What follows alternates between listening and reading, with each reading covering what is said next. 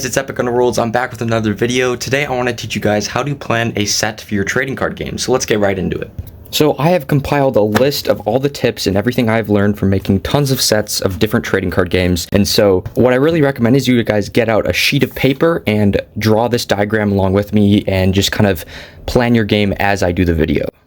Alright, so the first thing you're going to want to choose at the top of your paper is two unique features. Whenever someone's making a set for their trading card game, they should always ask themselves, what is this set adding to my game to make it better? Or what am I trying new in this set that I didn't try in the previous set? Usually your first set of trading cards for your game is just you discovering the world, seeing if the game even works. But after that, you want to make the game new and fresh. Because as you as a creator, you don't want to get burnt out making the same old cards and same old things. That is planned for disaster. So you got to always keep it new and exciting and fresh. So there are different things you can add for each set, and I recommend you choose at least two of these as the kind of the main headers of the set. So you could choose story, and what I mean by story is you basically plan the set based on a storyline. So if you really want to build the world of your trading cards to enrich in that, you would basically just draw out like a story plot. And based on what you write in the story plot, you turn into cards. So what I mean by that is, let's say the story has a giant battle. You would make cards based on that. Or if it's exploring a new land, you would make cards based on that plot point. And that's a really good way if you are very stuck on ideas. You just have the story and you can just make cards. The second would be theme. This is more of like a genre for the set. For example, one of my sets for my card games was called Frozen War, and it was based on winter. So that's a theme. Another theme could be maybe you watched a movie or read a book and you really like the themes and the imagery you felt in that movie or book. You could kind of make a set inspired by that. Or if you traveled somewhere in the world, you could make a whole set inspired by that. People have done that before. Or the next one is you could choose to have archetypes in your set. Archetypes are basically a group of cards that work together. And these often introduce new play styles for your game and are super fun. They basically all work with each other and have different combos and different ways to play the game.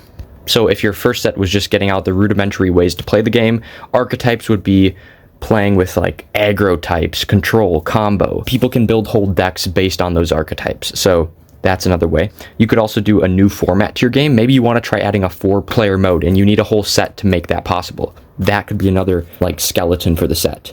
Or a very popular one is to add new mechanics. This might be adding a new card type, a new type itself, anything in that zone. You could also choose to add collector items. Like for example, let's say I have Spike Serpent here.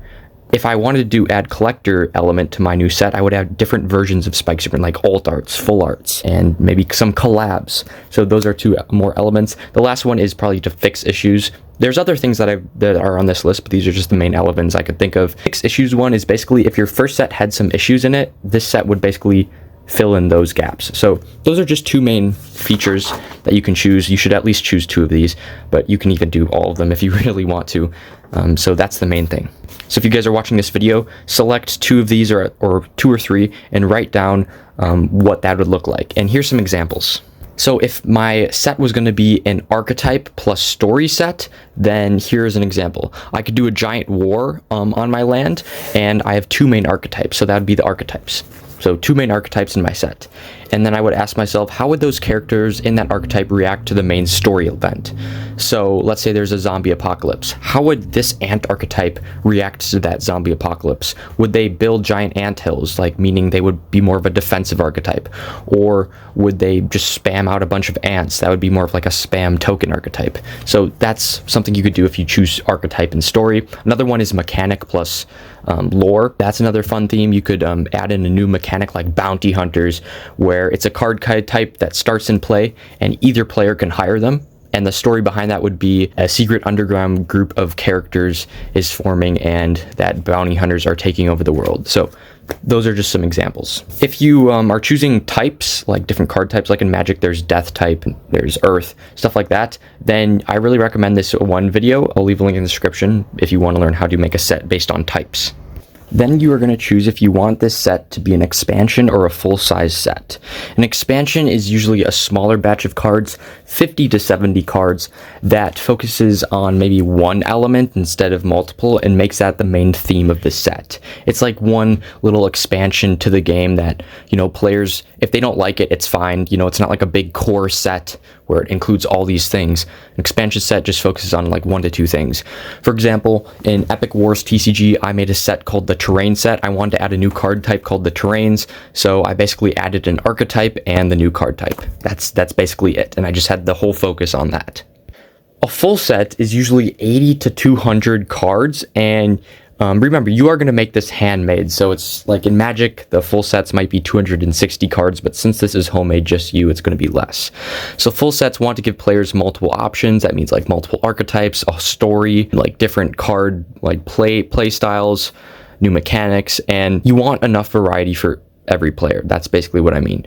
You want easy cards for people who are just getting into the game, but you also want complex cards for veterans of the game who are coming back and want to see new things, because each set is basically like a catalog for the players.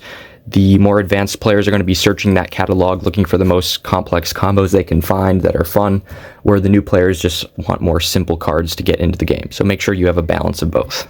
Next is ratio. This is a rule of thumb that I usually follow. This is you choosing how many creatures to non-creatures you want. I usually do 60 to 70 creatures and 30 to 40 non-creatures. So non-creatures are like your spells, your instants in Magic the Gathering. The creatures are the people that do the attacking and the defending. They're the combat. They're the main driver of the game. Because in every Magic the Gathering deck, or most decks, you mainly want creatures, because those are the ones that do all the attacking, unless you're doing a different play style. Expansions can focus on not as many creatures if that's the aim. Like in my Terrain set, there was more terrain cards than usual. But for general rule of thumb, I would do like at least 60 to 40 creatures to non-creatures. And you can plan that out. Like you can take out a piece of paper and write exactly what you want to do. And that leads into the next one, break it down. So that means making a list of how many creatures you want, how many collab cards you want to do with the community, how many archetypes, the cards in those archetypes. So then you don't accidentally make too many creatures or like make an unbalanced set. Planning this out might be difficult, but it's extremely helpful, and it really gets you excited for making the game, because every time you finish a card, you just check off another one of those boxes, and you see the progress, and you just want to keep just finishing that. So this is basically your design skeleton.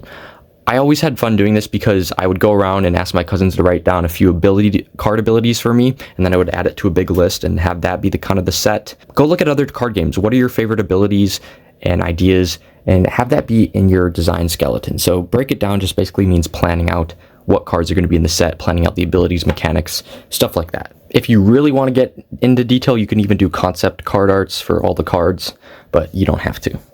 Another tip when designing a set is do research. This isn't like do research on how to make a set. It's do research on the theme or the idea you have for the set. So for example, one time I was designing a farming archetype for my game, and I was watching a video online about farming. So I started sketching out cows, then I did farm equipment, seed types, and I was just learning about farming, and I was also making the set with that. So learning and making the game is super fun. That's how you grow as a creator and just have more fun with the experience so it doesn't get stale. If you don't know where to start when crafting a specific archetype also, or theme, start by creating the most basic card. So for example, if you're starting with a farm archetype, you would create a farmer. Then that might spark an idea like, oh, well, the farmer needs a farm. The farmer needs a cow. The farmer needs chickens. But then once you have those ideas, make them your own.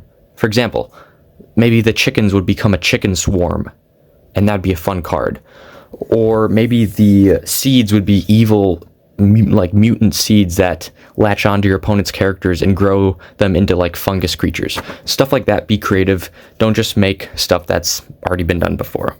And connecting that flavor with the set is super fun. Let me give some examples of some of the things that I've talked about so far in people who have made trading card games. So Rune TCG, awesome creator, he once did a set called Discovering Zendetta, and it was basically him just adding new mechanics. He added a new card type, and that was like the new thing. So that was more of a mechanic and flavor set, because it had the flavors of this new world called Zendetta and the mechanic of adding a new card type. So that is a good combo.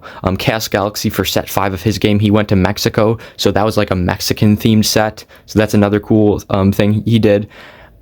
Also, for Chaos Galaxy set 2 and 3, he basically did a story for the game and just turned the story points into cards. That's basically where I got the idea from.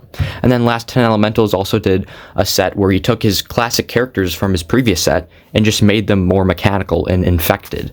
So he is expanding on the lore of his game.